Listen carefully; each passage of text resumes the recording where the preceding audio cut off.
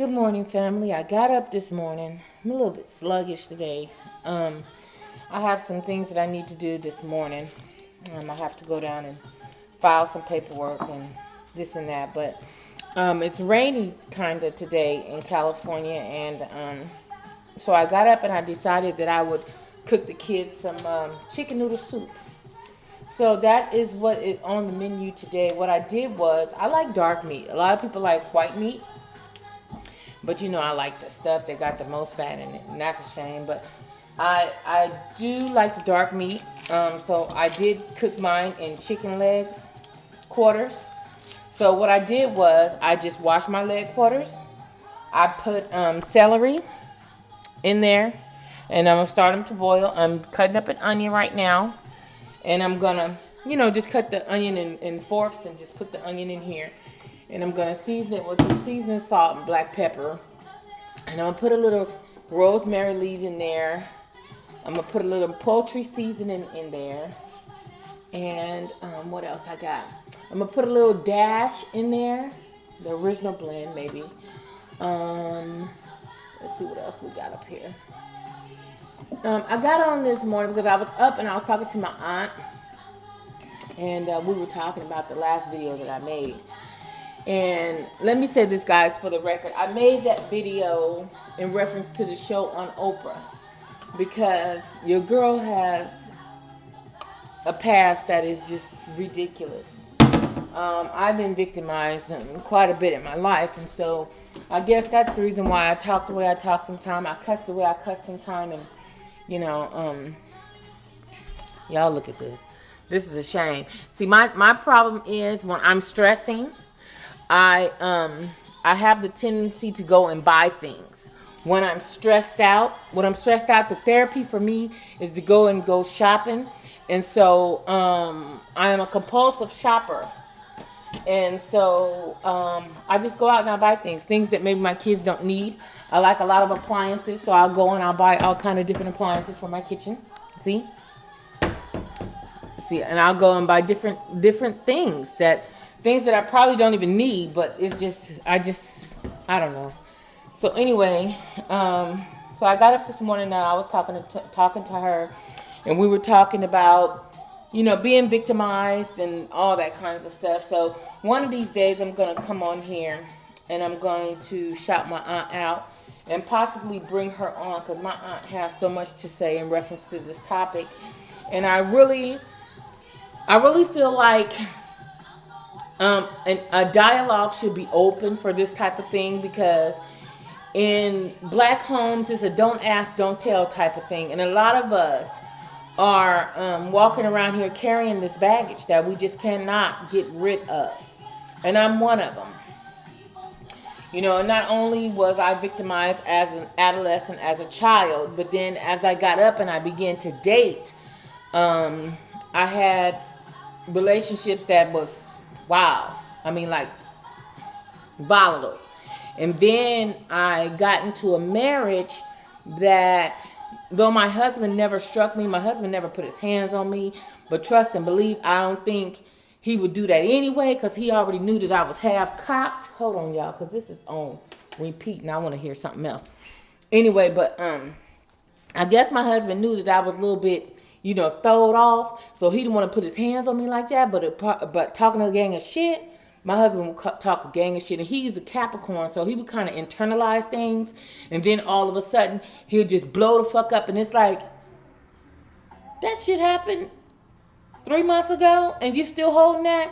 He would harbor his feelings. And so, whereas me, I was more forthright. I would da da da da da da da da da da da da da da da, and which was probably sounding like whoa whoa whoa whoa whoa whoa to him, but I just blew a lot of times. So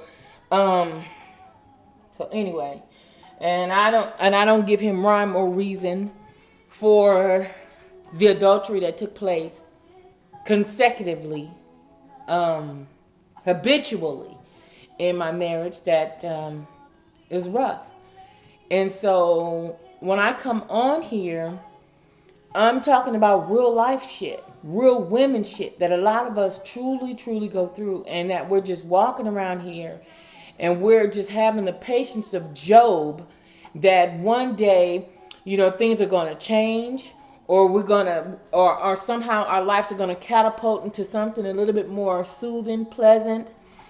And, we're carrying on and we're raising our children and we're just going through, vicariously day by day. And I'm one of them. And I think, for me, after I lost my mother,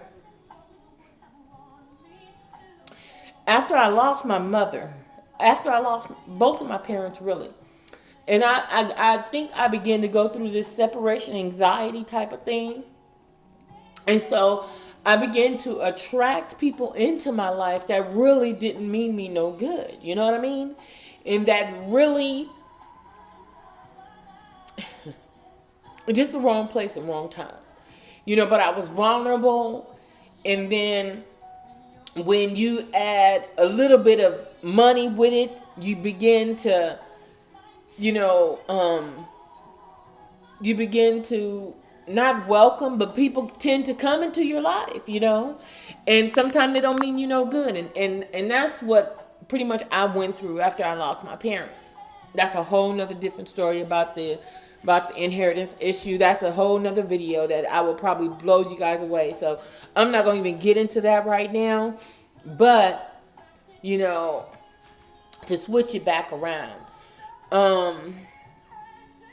the loss of my parents, I guess it hit me so deep because I am the youngest, but I think I was the closest to them. And I pretty much took care of them until their last day. And so that gave me reason to carry on. It was my mother and my children. And when my dad went first, I think in 2001, I believe. And when my dad went, it was rough on my mother because they were together for like 38 years before my father died. And, that was the only man really that my mama truly loved like that. And so to see my mom kind of spiral down, and she was very healthy, but, when you lose your better half, it's like, there's a side of you that's gone. And that's what my mom lived in. So, and I was going through, a marriage that was basically spiraling down.